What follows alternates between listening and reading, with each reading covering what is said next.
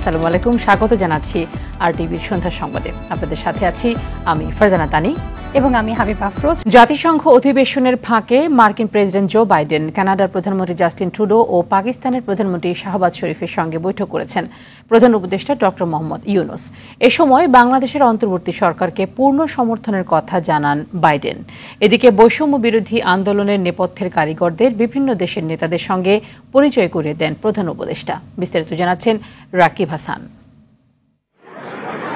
জাতিসংঘের ৭৯তম সাধারণ অধিবেশন শেষে মঙ্গলবার অন্তর্বর্তী সরকারের প্রধান উপদেষ্টা ডক্টর মোহাম্মদ ইউনূসের সাথে বৈঠক করেন মার্কিন প্রেসিডেন্ট জো বাইডেন। বাংলাদেশের নির্বাচন ও গণতন্ত্র রক্ষায় সব রকম সহায়তার আশ্বাস দেয় দেশটি। বৈঠকে ডক্টর ইউনূস বিগত সরকারের আমলে সব ধরনের নিপীড়নের বিরুদ্ধে শিক্ষার্থীদের সাহসী ভূমিকা ও বাংলাদেশ পুনর্গঠনে তাদের গুরুত্বপূর্ণ অবদানের কথা বাইডেনকে জানান। অপর অনুষ্ঠানে নিউ ইয়র্কের Clinton global initiative leader stage বক্তব্যের শেষ দিকে মাহফুজ আলম সহ বৈষম্য বিরোধী ছাত্র জনতা আন্দোলনের ৩ নৈপথ্যের কারিগরদের বিভিন্ন দেশের নেতাদের সঙ্গে পরিচয় করিয়ে দেন এই নোবেল জয়ী। অনুষ্ঠানটি সঞ্চালনা করেন যুক্তরাষ্ট্রের সাবেক প্রেসিডেন্ট বিল ক্লিন্টন।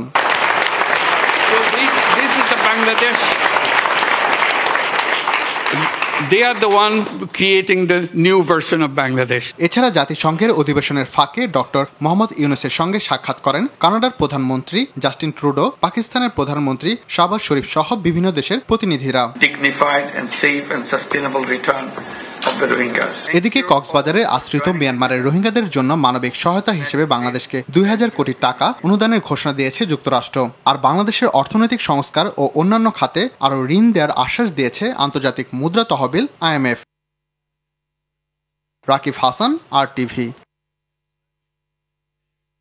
বিএনপির স্থায়ী কমিটির সদস্য ডক্টর আব্দুল মঈন খান বলেছেন, আওয়ামী লীগের স্বৈরাচারের বিরুদ্ধে জনগণ বিজয় পেয়েছে, এখন মানুষের অধিকার প্রতিষ্ঠার পালা। সকালে বঙ্গবন্ধু শেখ মুজিব মেডিকেল বিশ্ববিদ্যালয়ে চিকিৎসাধীন নাগরিক ঐক্যের সভাপতি মাহমুদুর রহমান মান্নার স্বাস্থ্যের খোঁজ নিতে গিয়ে তিনি কথা বলেন। এদিকে ঢাকা রিপোর্টার্স ইউনিটিতে গুম, খুন ও শহীদ পরিবারের মাঝে সহযোগিতা প্রদান অনুষ্ঠানে দলের সিনিয়র যুগ্ম মহাসচিব রুহুল কবির রিজভী বলেন, সংস্কারের যে কথা বলা হচ্ছে তাতে খুব বেশি সময় লাগার কথা নয়।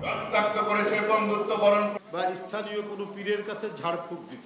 হাসিনার রক্তচক্ষুর মধ্যেও তারা যে সমস্ত লেখালেখি করেছেন, তারা বিভিন্ন বক্তব্য যেটা বলেছেন, তার মধ্যে দিয়ে তো সংস্কারের যে বিষয়গুলি তাদের কথার মধ্যে দিয়েই ফুটে এসছে।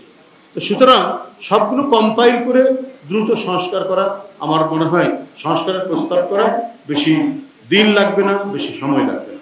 স্বৈরাচারী পরিবেশ সৃষ্টি করেছিল বিগত 15 বছর ধরে শেখ হাসিনার আওয়ামী লীগ সরকার, তার বিরুদ্ধে প্রতিবাদ করেছে এবং তারা সাথে প্রতিবাদ জয়লাভ করেছে। আমরা চাই যে মানুষের সেই অধিকার সম্পূর্ণভাবে নতুন করে পুনঃপ্রতিষ্ঠিত।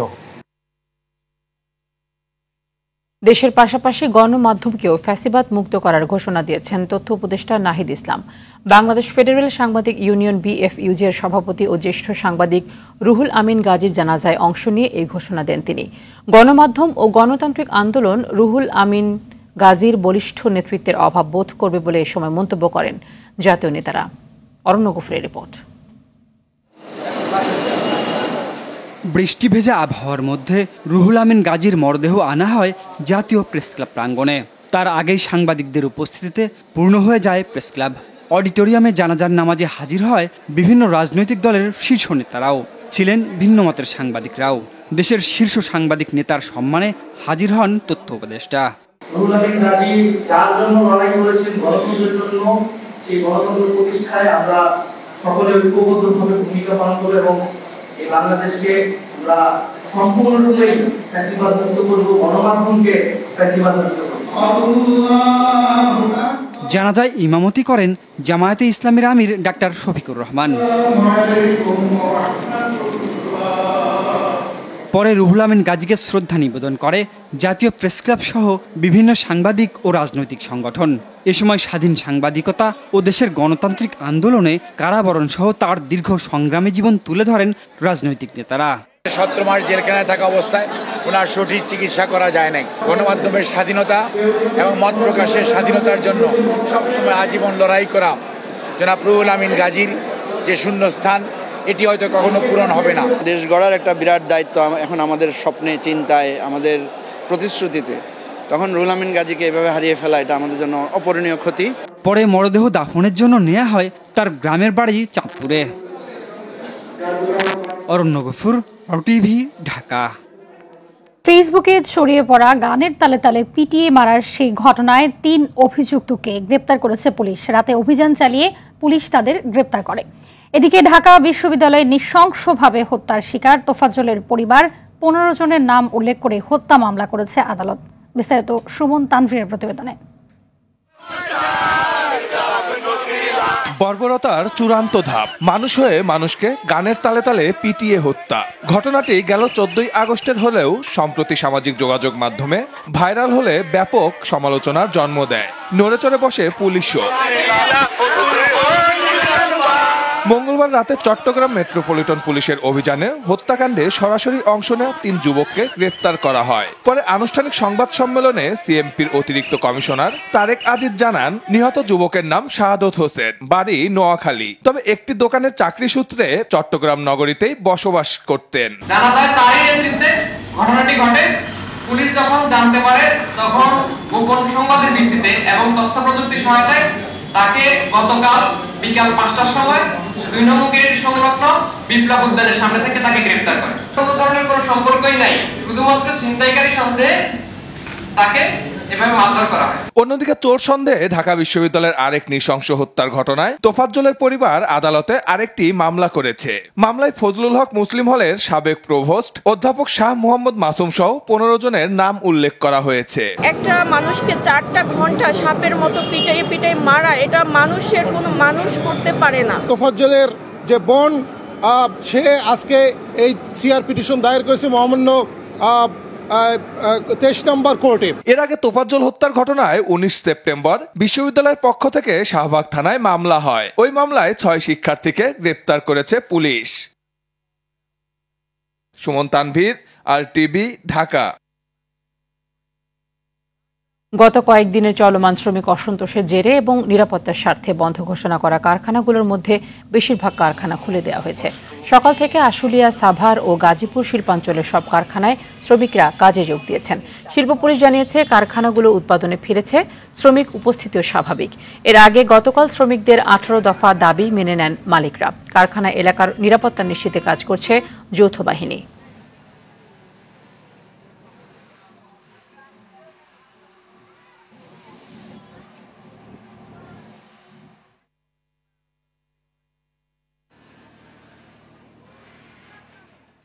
আমরা বাংলাদেশে গন্ডগোল চাই না, গার্মেন্টস কারখানা ভালোভাবে চলুক, আমরা এটাই চাই। আমাদের ফ্যাক্টরি যদি বন্ধ হয়ে যায় তাতে আমাদের অনেক অসুবিধে, আমরা বাসা ভাড়া দিতে পারবো না, আমরা ঠিক মতো 3 বেলা খাইতে পারবো না। শিল্প কারখানা যদি বন্ধ থাকে আমরা অসহায় গরিব দুঃখীদের না খায় মরবে। অভিন্ন নদীতে বাংলাদেশের ন্যায্য হিস্সা নিয়ে ভারতের সঙ্গে শিগগিরই আলোচনা হবে বলে জানিয়েছেন পানি সম্পদ উপদেষ্টা সৈয়দা রিজওয়ানা হাসান। বিশ্ব নদী দিবস উপলক্ষে অভিন্ন নদীতে বাংলাদেশের ন্যায্য অধিকার বিষয়ক সেমিনারে এই কথা জানান তিনি। অভিন্ন জলরাশিতে থাকা স্থাপনা, বৃষ্টিপাতের সম্ভাবনা ও পানির পরিমাণ নিয়ে তথ্য জানা জরুরি বলেও মনে করেন উপদেষ্টা। দীপ্ত চন্দ্রপালের রিপোর্ট। সাম্প্রতিক বন্যায় দেশের ৮ জেলার ৩৫৭টি ইউনিয়ন ক্ষতিগ্রস্ত হয়েছে। প্রতিবেশী দেশের ভারী বৃষ্টিপাত, আগাম সতর্কবার্তা না দিয়ে বাঁধ খোলা সহ বিভিন্ন কারণে বন্যার পরিস্থিতি ভয়াবহ রূপ ধারণ করে। উজান থেকে পানি আসার তথ্য জানাতে আন্তর্জাতিক আইনের প্রয়োজন নেই। মানবিক কারণেও অভিন্ন জলরাশিতে বিভিন্ন স্থাপনা সম্পর্কিত তথ্যের পাশাপাশি বৃষ্টিপাতের সম্ভাবনা ও পানির পরিমাণ কতটুকু, এসব তথ্য জানাতে হবে বলে সাব জানালেন পানি সম্পদ উপদেষ্টা সৈয়দা রিজওয়ানা হাসান। বাংলাদেশে কতটুকুন প্লাবিত হওয়ার সম্ভাবনা আছে, এগুলো তথ্য নিতান্ত মানবিক কারণেই শেয়ার করা উচিত এবং সম্ভব। এটার মধ্যে রাজনীতি টেনে আনার কোনো প্রয়োজন নেই, প্রয়োজন ছিল না। এটার জন্য আন্তর্জাতিক আইন সাইন করার দরকার নেই, এগুলো প্রথাগত অধিকার। সেইগুলোর ভিত্তিতে যদি প্রতিবেশী রাষ্ট্রকে জানিয়ে দেয়া হয় যে এই পরিমাণ পানি কিন্তু প্লাবিত তোমাদের ওদিকে চলে আসবে, তখন আমরা সতর্ক হতে পারি। রাজধানীর পানি ভবনে আয়োজিত সেমিনারে তিনি আরো বলেন, ভারতের সঙ্গে পানির ন্যায্য হিস্সা নিয়ে শীঘ্রই বৈঠক হবে। আন্তর্জাতিক নদীতে আমার পানির একটা হিস্সা আমার রয়েছে এবং আমরা আমাদের এই পানির অধিকার নিয়ে পানির হিস্সা নিয়ে জনমানুষের কথা শুনে নেগোসিয়েশনের পয়েন্ট ঠিক করে অবশ্যই ভারতের সাথে যে আলাপ আলোচনা করব আপনাদেরকে জানাবো। আন্তর্জাতিক নদীতে পানির হিসাব নিয়ে গণমানুষের মতামত নিয়েই আলোচনার বিষয়বস্তু ঠিক করা হবে বলে জানান পানি সম্পদ উপদেষ্টা। এবং নিজস্ব পর্যায়ে কি কাজটা করলে। দীপ্তচন্দ্র পাল, RTV, ঢাকা। আওয়ামী লীগ সরকারের আমলে 6 মাস গুম করে রাখায় সাবেক প্রধানমন্ত্রী শেখ হাসিনা সহ প্রায় 25 জনের বিরুদ্ধে ট্রাইব্যুনালে মানবতা বিরোধী অপরাধের অভিযোগ দায়ের করেছেন আইনজীবী সোহেল রানা। এছাড়া বাবা, ভাই, স্বামীর খোঁজে আরও 11টি পরিবার গুমের ঘটনা তদন্তে আন্তর্জাতিক অপরাধ ট্রাইব্যুনালে অভিযোগ দাখিল করেছেন। শরৎ খানের রিপোর্টে বিস্তারিত। 2020 সালে 4 বছর ধরে নিখোঁজ স্বামী আইনুল, এখনো তার অপেক্ষায় শাহিনা ইসলাম। 3 সন্তানকে সান্ত্বনা দেওয়ার ভাষাও হারিয়ে ফেলেছেন। কিছু সাদা পোশাকধারী লোক তাকে তুলে নিয়ে যায়, তারপর থেকে তার আর কোনো খোঁজ পাওয়া যায়নি। বাবার কথা বলে যে বাবা কবে আসবে, কোথার থেকে পাবো বাবাকে। 1 যুগেরও বেশি সময় নিখোঁজ ভাইকে আজও খুঁজে বেড়ান। 11 সালে বাসার পাশ থেকেই র্যাব তুলে নিয়ে যায় তাকে। র্যাবের আশরাফের কারণে আমরা মামলা করছি, মামলা কপি এখানে জমা দিয়েছি, বিভিন্ন জায়গায় জমা দিয়েছি, কোথাও মামলা করছি, কোনো কাজ পাই নাই। র্যাবের আশরাফের কাছে আমার ভাইয়ের মোবাইল পাইছি। স্বজনদের ফিরে পাওয়ার দাবি নিয়ে বুধবার 11টি পরিবার আসে আন্তর্জাতিক অপরাধ ট্রাইব্যুনালে। তাদের মধ্যে কারো বাবা, কারো ভাই, আবার কারো স্বামী দীর্ঘদিন ধরে নিখোঁজ। কেউ আবার নিজেই ফিরেছেন আয়নাঘর থেকে। ট্রাইব্যুনালের আইনের অধীনে এনফোর্স ডিসঅ্যাপিয়ারেন্স একটা অপরাধ হিসাবে গণ্য, সেই হিসাবে আমরা এটা পর্যালোচনা করে দেখে যথাযথ আইনগত ব্যবস্থা গ্রহণ করব। সব জায়গাতেই প্রধানমন্ত্রীকে ওনারা অভিযুক্ত করেননি, সেখানে র্যাবের প্রধানকে করেছেন, স্বরাষ্ট্রমন্ত্রী করেছেন, পুলিশের প্রধানকে করেছেন, এরকম করেছেন। কিন্তু এগুলো তো আমরা যাচাই বাছাই সাপেক্ষে দেখব, দেখে আমরা যথাযথভাবে যেটা করা দরকার আইন অনুযায়ী সেভাবে আমরা সেটাকে ফর্মুলেট করব। চিফ প্রসিকিউটর জানান, শুধু জুলাই আগস্টের ঘটনা নয়, পূর্বের গুম, জোরপূর্বক অপহরণের বিচার চেয়ে যে কেউ অভিযোগ দিতে পারবেন ট্রাইব্যুনালে। যে এই যে অপরাধ, যে অপরাধগুলো সংগঠিত হয়েছে বলে অভিযোগ আসছে, এইটা এই ট্রাইব্যুনাল কর্তৃক বিচার্য এবং এই আইনের অধীনে বিচার্য, এগুলো সাধারণ আইনে বিচার্য নয়। শরীয়ত খান, RTV, ঢাকা। সাবেক শিল্পমন্ত্রী নুরুল মজিদ মাহমুদ হুমায়ুনকে কারাগারে পাঠানোর আদেশ দিয়েছে নরসিংদীর আদালত। পুলিশ 5 দিনের রিমান্ড আবেদন করলে আদালত নামঞ্জুর করেন। ভোরে ঢাকার গুলশান থেকে তাকে গ্রেফতার করে র্যাব। গেল 4 আগস্ট নরসিংদীর মাধবদী এলাকায় বৈষম্য বিরোধী ছাত্র আন্দোলনকালে ছাত্র জনতার উপর হামলা, আক্রমণ ও হত্যাকাণ্ডের অভিযোগে দায়ের করা মামলায় তাকে গ্রেফতার করা হয়। রাজধানীর শাহবাগ থানার হত্যা মামলায় রিমান্ড শেষে সাবেক মন্ত্রী রাশেদ খান মেননকে কারাগারে পাঠিয়েছেন আদালত। এদিকে বাড্ডা থানার পৃথক 3টি হত্যা মামলায় দীপু মনি, 2 মামলায় সালমান এফ রহমান, আনিসুল হক ও জুনায়েদ আহমেদ পলক এবং 1 মামলায় সাংবাদিক মোজাম্মেল বাবুকে গ্রেফতার দেখানো হয়েছে।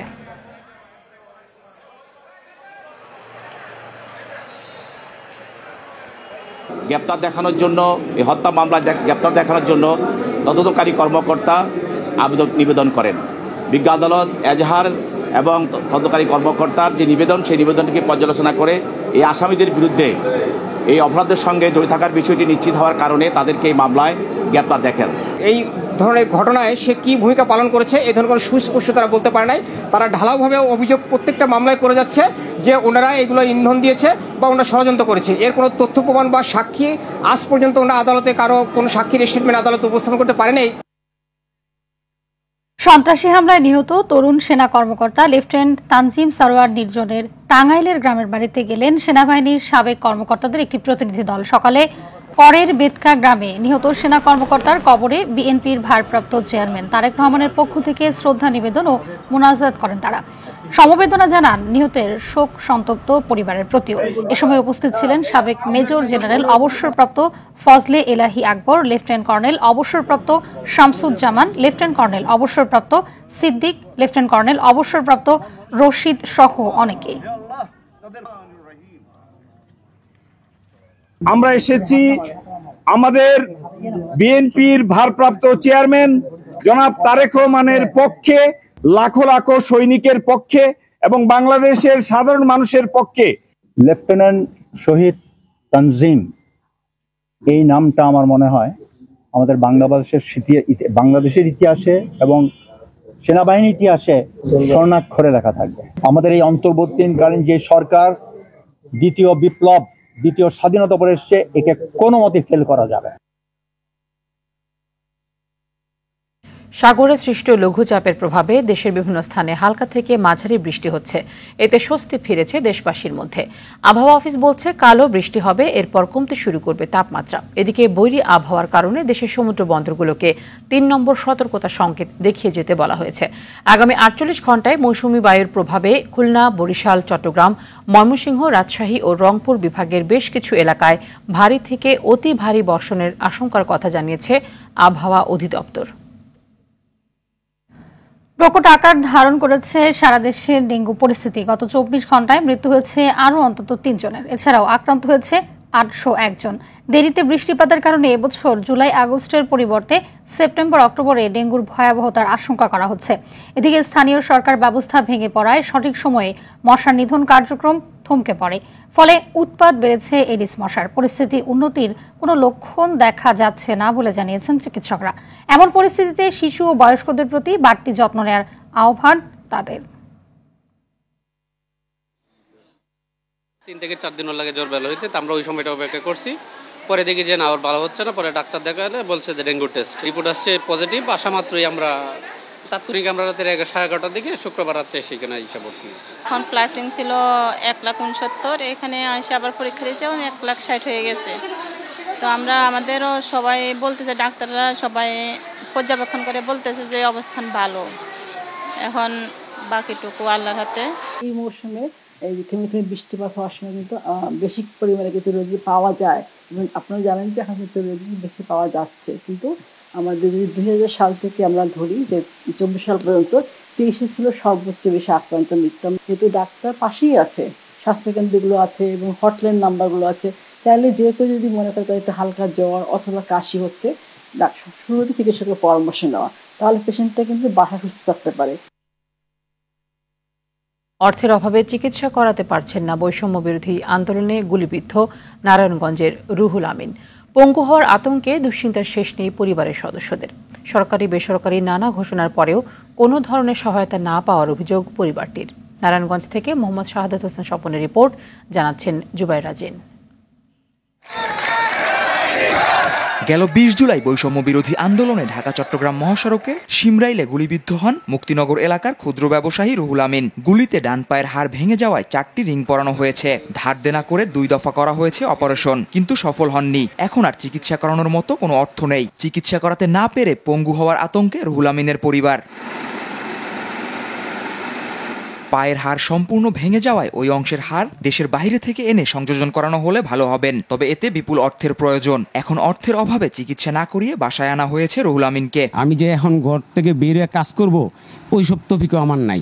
আমি ঘর বইটা এখন ভঙ্গু হয়ে গেছি, কিন্তু আমাকে এখন মন্ত আমাকে কেউ সহযোগিতাও করে নেই, আর আমাকে কেউ জিজ্ঞাসা করে নেই।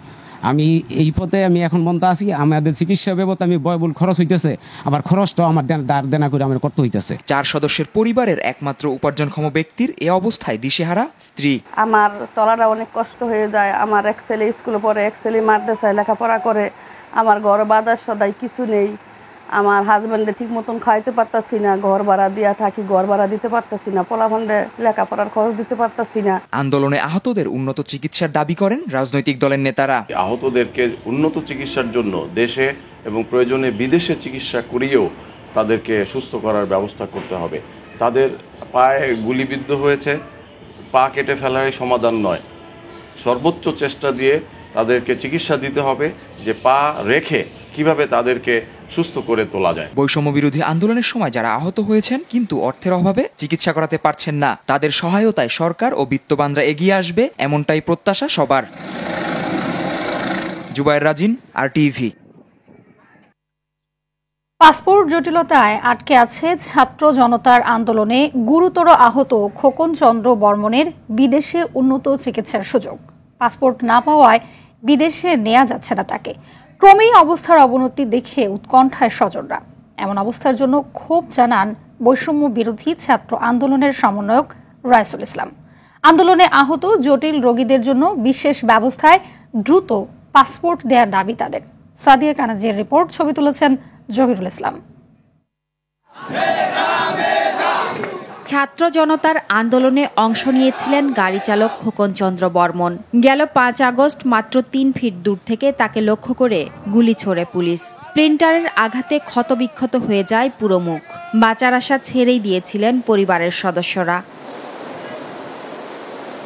ঢাকা মেডিকেলের বার্ন অ্যান্ড প্লাস্টিক সার্জারি ইনস্টিটিউটের চিকিৎসকদের তৎপরতায় কিছুটা সেরে উঠেছে খোকন। মুখ জোড়া দেয়া গেলেও নাকসহ আশপাশের অংশ নেই তার। এখনো পুরোপুরি শঙ্কামুক্ত নন খোকন। পরিবারের আশা বিদেশে নিয়ে উন্নত চিকিৎসা করলে আগের চেহারা ফিরে পাবে এই যোদ্ধা। সরকার যদি আমাদেরকে প্রথমত সাহায্যের হাত না বাড়ায়, তাহলে আমাদের ওকে যে বাহিরে নিয়ে যেতে হবে সে টাকাটা আমাদের পক্ষে সম্ভব না। দেশ ও দেশবাসীর কাছে এবং সরকার উপদেষ্টাদের কাছে, প্রধান উপদেষ্টার কাছে, স্যারদের কাছে আমার একটাই আবেদন, যাতে আমার ভাই আগের মতো সুস্থ হয়ে চলতে পারে, সামাজিক জীবনে আসতে পারে। উন্নত চিকিৎসার জন্য অস্ট্রেলিয়ায় নিয়ে রিকনস্ট্রাকটিভ প্লাস্টিক সার্জারি করার চেষ্টা চলছে। আর্থিক সহযোগিতার জন্য এগিয়ে এসেছে সাজেদা ফাউন্ডেশন নামে একটি সংগঠন। তবে সব ঠিক থাকলেও এখন পাসপোর্ট জটিলতায় আটকে আছে খোকনের বিদেশে চিকিৎসা। তাকে সহযোগিতার জন্য এগিয়ে আসা মানুষগুলোর চোখে মুখে তাই চিন্তার ভাঁজ। এই বৈষম্য বিরোধী ছাত্র আন্দোলনের একজন অসুস্থ যোদ্ধা যার বাইরে চিকিৎসার প্রয়োজন, তার পাসপোর্ট করতে পুলিশ ভেরিফিকেশন একটা বড় সড় কোয়েশ্চেন মার্ক। আসলে আমাদের সদিচ্ছা কতটুকু আছে? যেখানে খোকন একজন পুলিশের গুলিতে আহত যোদ্ধা, সেখানে পুলিশ ভেরিফিকেশন এটা খুবই অযৌক্তিক একটা কাজ। আমাদের পাসপোর্ট অফিস থেকে বলা হয়েছে আরও হয়তো 10 দিন সময় লাগবে, যেটা খুবই বিপজ্জনক আর খোকনের জন্য একটি ডেঞ্জার বয়ে আনতে পারে। এই সমস্ত যেই ব্যাপারগুলো, এগুলো নিয়ে যাতে সরকার পুরোপুরিভাবে তারা কাজ করে, তাহলে একটা নিয়ম শৃঙ্খলা থাকবে এবং আমাদেরও প্রত্যাশা এবং আমাদের কাজে যে জায়গাটা অনেক সুশৃঙ্খলভাবে করতে পারবো এবং রোগীদেরও এই ঝামেলাটা পোহাতে হবে না। সব জটিলতা দূর করে খোকনের মতো যুবকরা স্বাভাবিক জীবন ফিরে পাবে, এমন প্রত্যাশা সবার। সাদিয়া কানিজ, RTV, ঢাকা। ঢাকা মেট্রো 3-এ গ্রাহকদের সেবার মান নিয়ে গণশুনানি করল সড়ক পরিবহন কর্তৃপক্ষ BRTA। এ সময় সেবা প্রাপ্তিতে দালালদের দৌরাত্ম্য ও হয়রানি সহ নানা বিষয়ে সংস্থাটির বিরুদ্ধে ক্ষোভ ও অসন্তোষ প্রকাশ করেন গ্রাহকরা। অভিযোগগুলো দ্রুত সময়ের মধ্যে সমাধানের আশ্বাস দেন BRTA চেয়ারম্যান গৌতম চন্দ্র পাল। আগামীতে প্রতিষ্ঠানটির সেবার মান বাড়াতে গ্রাহকদের পরামর্শ সহযোগিতা চান তিনি। ওয়ালটন ডিজিটেক ইন্ডাস্ট্রিজ লিমিটেড ও Military Institute of Science and Technology MIST-র মধ্যে সমঝোতা স্মারক সই হয়েছে। সকালে রাজধানীর মিরপুর সেনানিবাসে MIST-তে এই চুক্তি হয়। এতে কৌশলগত সহযোগিতা, গবেষণা ও উদ্ভাবন প্রকল্পগুলোর ওপর গুরুত্ব আরোপ করা হয়। এই চুক্তির অধীনে ওয়ালটন ডিজিটেক এবং MIST পারস্পরিকভাবে গবেষণার বিকাশ ও বিনিময়ের জন্য বিভিন্ন ক্ষেত্রে একসঙ্গে কাজ করবে।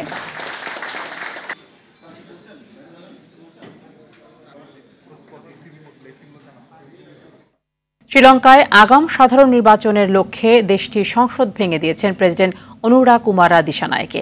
সম্প্রতি দেশটিতে অনুষ্ঠিত প্রেসিডেন্ট নির্বাচনের আগে নিজেকে সংস্কারপন্থী হিসেবে উপস্থাপন করেন দিশানায়েকে। প্রতিশ্রুতি দেন ক্ষমতায় আসার 45 দিনের মধ্যে ভেঙে দেবেন সংসদ। এর মাধ্যমে সাধারণ নির্বাচনে নিজ নীতির পক্ষে সমর্থন আদায় করতে চান তিনি। ভেঙে দেওয়া সরকারি গেজেটে প্রকাশিত এক বিজ্ঞপ্তি অনুযায়ী আগামী 14 নভেম্বর অনুষ্ঠিত হবে দেশটির সংসদ নির্বাচন। এদিকে মঙ্গলবার প্রধানমন্ত্রী হিসেবে মিত্রহারিণী আমারা সুরিয়াকে বাছাই করেছেন প্রেসিডেন্ট অনুরা কুমারা। শ্রীলঙ্কার ইতিহাসে আমারা সুরিয়া হবেন তৃতীয় কোনো নারী প্রধানমন্ত্রী।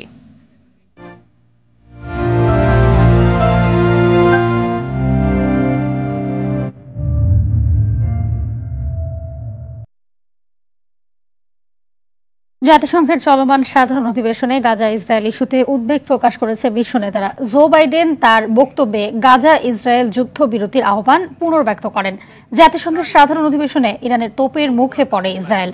গাজায় গণহত্যাকে ইসরায়েলি নেতারা আত্মরক্ষার অধিকার হিসেবে চালিয়ে দেওয়ার দুঃখ প্রকাশ করেন ইরানের প্রেসিডেন্ট মাসুদ পেজেশকিয়ান।